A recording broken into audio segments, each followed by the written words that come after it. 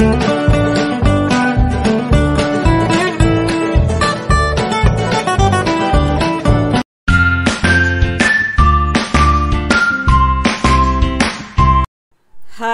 Hello friends, అందరికీ నమస్కారం అండి. అందరికీ హ్యాపీ ఫ్రైడే అండి. ఫ్రైడే అనగానే పూజలు, వ్రతాలు, ఉపవాసాలు ఇవన్నీ సాధారణమే కదండి.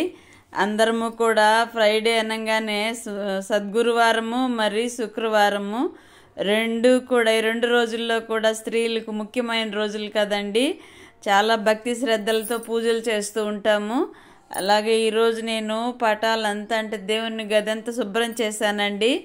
అలాగే పటాలంతా తుడిచాను, బొట్లు పెడుతున్నాను. చూడండి, హెడ్ బాత్ చేసిన రోజు ఇవన్నీ శుభ్రం చేసుకుంటే హ్యాపీగా ఉంటుందండి, మనశ్శాంతిగా కూడా ఉంటుంది. పూజ గది ఎప్పుడు కూడా శుభ్రంగా శుచిగా ఉండాలండి. అందుకే చెప్తారు కదా, పూజ గది అన్నిటికీ కూడా మనశ్శాంతినివ్వడానికి, ధనధాన్య సమృద్ధికి అన్నిటికీ కూడా పూజ గది, వంటగది ముఖ్యము అని చెప్తూ ఉంటారు కదా. అందుకే ఈ రెండు గదులు కూడా శుభ్రంగా పెట్టుకోవాలి అని పెద్దవాళ్ళు చెప్పిన మాట ఊరికే పోలేదండి. ఎందుకు అంటే పూజ గది అందరికీ కూడా సుఖశాంతులనిస్తే వంటగది అందరి కడుపుల్లో నింపుతుందండి. అన్ని ధనం పక్కన పెడితే ధాన్యాలన్నీ కూడా అందరి కడుపులు నింపే ధాన్యాలన్నీ వంటగదిలోనే కదా ఉంటాయండి. ఎవరు ఎంత సంపాదించినా సరే వంటగదిలో వంట చేసేది ఆ ధాన్యాలతోనే కదండి. అందరూ తినే ఆ వంటగది కూడా పరిశుభ్రంగా పెట్టుకోవాలి, శుచిగా ఉండాలండి. అప్పుడే ఆ ఇంటికి వచ్చిన వాళ్ళు చేసే తినే భోజనంలో కూడా వాళ్ళకు కూడా సుఖశాంతులు లభిస్తాయండి. మనం చేసే భోజనం పైన కూడా ఆ శుభ్రత యొక్క ప్రభావం పడుతుంది. ఇదిగోండి, పూజ అయితే అయిపోయిందండి. పటాలన్నీ తుడిచాను, బొట్లు పెట్టాను, అంతా శుభ్రం చేశాను. పూజ సామాన్లన్నీ కడిగి దీపం పెట్టేశానండి. ఫ్రైడే అనగానే మనశ్శాంతిగా ఉంటుందండి అన్నీ చేశామంటే. ఇక్కడైతే మునక్కాయలు ఫ్రై చేస్తున్నానండి. ఇది నిన్నటి వ్లాగు. మునక్కాయలన్నీ కడిగేసి ఇదిగోండి ఈ మట్టి మూకుళ్ళలో పెట్టి చేస్తున్నాను. అదే ఈమోజీ పెట్టారు చూడండి, ఎలాగుంది. మునక్కాయ ఫ్రై అంటే చాలామందికి ఇష్టం కదండి. సాంబారు కొంతమంది ఇష్టపడితే ఫ్రై కొంతమంది ఇష్టపడతారు కదా. ఈరోజు నేను మునక్కాయ ఫ్రై చేస్తున్నానండి. కొద్దిగా నీళ్లు పోసాను ఉడికేంత మాత్రము, కొద్దిగా పసుపు, కొద్దిగా సాల్ట్ వేసి మూత పెట్టేసామనుకోండి త్వరగా ఉడికిపోతుంది. మళ్ళీ ఈ పక్క అయితే రైస్ పెట్టానండి.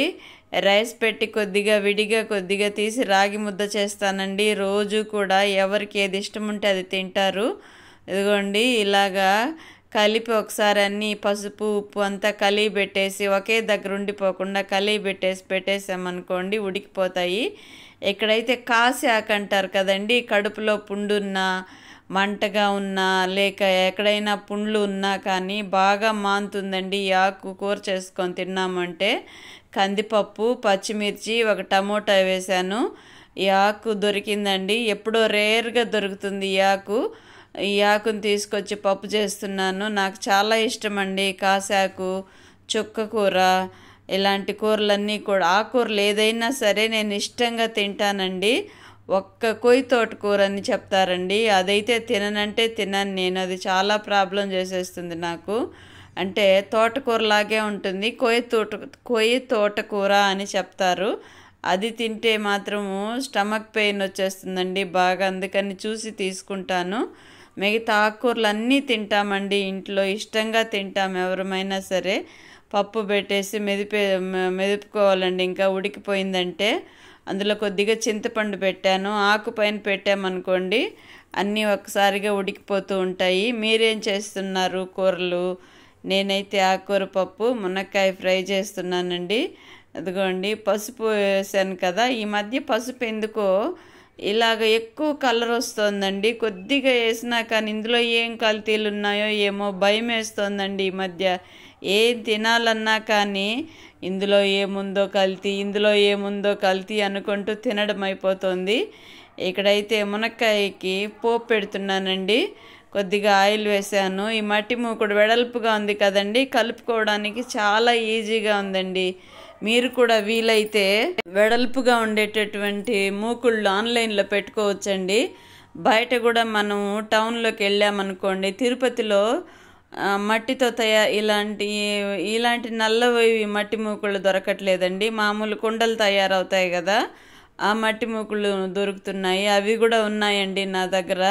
అది కొంచెం గుంటగా ఉంటాయి, ఇది కొంచెం వెడల్పుగా ఉంది. ఫ్రై చేసుకోవడానికి చాలా ఈజీగా ఉందండి ఇదైతే. మీరైతే ఎలా వాడతారు? మట్టి మూకుళ్ళులో వాడుతున్నారా, లేదంటే నాన్ స్టిక్ ఉంటాయి కదా అవి వాడుతున్నారా? నాకు కామెంట్లో తప్పకుండా తెలియచేయండి. ఇంకొక విషయం ఏంటంటే అండి, ఈ ఆకుకూర ఇది చెప్పాను కదా కాసాకు అని, ఇది ఎంత ఉడకబెట్టినా ఉడకలేదండి. పప్పు అయితే బాగా మెత్తగా ఉడికిపోయింది. ఆకుకూర అయితే అలాగే ఆకుగానే ఉందండి. టేస్ట్ అయితే ఆకుకూర పప్పులాగే, అంటే మామూలు ఆకుకూరలు వేస్తే ఎలా టేస్ట్ వస్తుందో అలాగే వచ్చింది. అయితే ఆకుకూరను అయితే వదలలేదులేండి, మేము అలాగే తినేసాము. చాలా టేస్ట్గా ఉందండి. ఒకసారి దొరికితే మీరు కూడా చేసుకొని చూడండి. అమ్మ చెప్పింది కరెక్టే అని మీరు కూడా ఒప్పుకుంటారు. చాలా బాగుందండి. కాసాకు అని అడగండి. ఎవరు డౌట్ వస్తే రౌండ్గా కాయల్లాగా ఉంటుందండి. మీకు చూపెట్టడం మర్చిపోయాను, ఇంకొంచెం ఉంది, అది తీసి చూపెడతాను. అందులో కాయలతో కూడా ఒలిసి పడేసానండి, మంచిదే కదా అనేసి. చిన్ని కాయలు ఉన్నాయి రౌండ్గా. అది మనకు కావాలంటే వేసుకోవచ్చు, లేదంటే వదిలేయచ్చు. ఇదిగోండి మునక్కాయ ఫ్రైకి కొద్దిగా కారం వేసాను. దాని తర్వాత శనక్కాయల పొడి కలుపుతున్నానండి. కొద్దిగా సాల్ట్, 1 pinch ఆఫ్ సాల్ట్ వేసాను. పైన ఉడికేటప్పుడు వేసాం కదా, దాని తర్వాత మళ్ళీ పప్పుల పొడి వేసాను కాబట్టి సాల్ట్ తగ్గుతుందేమో అని కొద్దిగా చల్లుతున్నాను. చాలా కమ్మగా ఉన్నాయండి నాటుకాయలు, మునక్కాయలు, ఆకుకూర పప్పు, మరి అలాగే మునక్కాయలు ఫ్రై సూపర్గా ఉందండి. కాంబినేషను ఇష్టంగా తిన్నాము అందరము. ఇదిగోండి ఆకుకూర పప్పుకి పోపు పెడుతున్నానండి. ఆకుకూర పప్పు కొద్దిగా ఆయిల్ వేసాను. అందులో జీలకర్ర, ఆవాలు, కొద్దిగా ఒక 4 గింజలు మెంతులు వేసానండి, ఫ్లేవర్కి బాగుంటుంది అనేసి. దాని తర్వాత అవి చిటపట్లాడిన తర్వాత కరివేపాకు వేయనండి. ఆకుకూర పప్పుకి ఎప్పుడు కూడా కరివేపాకు వాడను నేను. అలాగే అదే ఆకుకూర మరి ఇంక కరివేపాకు కూడా ఏంటిలే అనేసి నేను వేయను. ఇంకా అమ్మ చేసే వంటల్లో విశేషాలండి అవి. ఆకుకూర పప్పు ఆల్రెడీ, అందులో కరివేపాకు ఎందుకు అనేవాళ్ళమ్మ. నాకెంత వయసు వచ్చినా ఆమె చెప్పినవి చెవిలో ఇప్పుడు చెప్పినట్టే అనిపిస్తూ ఉంటాయి. అమ్ముండుంటే చాలా బాగుండేదండి, కానీ అమ్మను మిస్ చేసుకున్నాను. నాకు చాలా బాధ వేస్తుంది అమ్మ గుర్తొచ్చినప్పుడంతా కూడా. అమ్మకు ముద్దుల కూతుర్ని అని ఎగతాళి చేసేవాళ్ళు. నాకంటే పెద్దవాళ్ళంటే అన్నలు, అక్కలు నన్ను అనేవాళ్ళు, అమ్మకు ముద్దుల కూతురు నువ్వే అనేసి. కానీ అది మిస్ అయిపోయినానండి. కొన్నిసార్లు కొన్ని సందర్భాల్లో కొన్ని సంబంధాలను వదులుకోవడమే అవుతుంది కదా. ఇక్కడైతే ఆకుకూర పప్పు పోపు పెట్టేశాను. ఇదిగోండి యమ్మీ ఆకుకూర పప్పు అండి. చాలా టేస్ట్గా ఉన్నాయి రెండు కూడా. కాంబినేషన్లు బాగుంది కదా, కలర్ఫుల్గా. నచ్చితే ఒక లైక్